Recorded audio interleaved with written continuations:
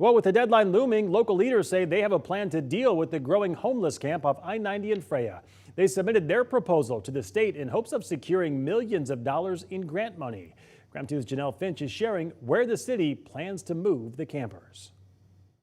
A space like the Quality Inn with the potential to provide private housing options is what people I spoke to say that they want out of a shelter. A stable living environment, a place to call their own, and a stepping stone to what's next.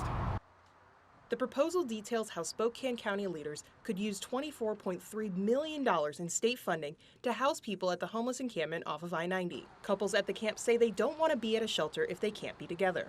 We had to go somewhere that we could be together. You know, that's a big thing for us is we have to be together. So we thought Tent City is probably our best option.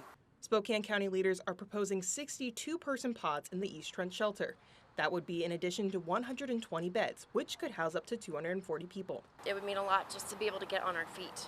Another option is for Catholic Charities to purchase the Quality Inn on Sunset Highway and turn it into a shelter. People say they would consider living in an apartment-style shelter over the state-owned land near I-90. Till you got direct bathroom, you can take a shower, you can take a bath, you got electricity, you got heat.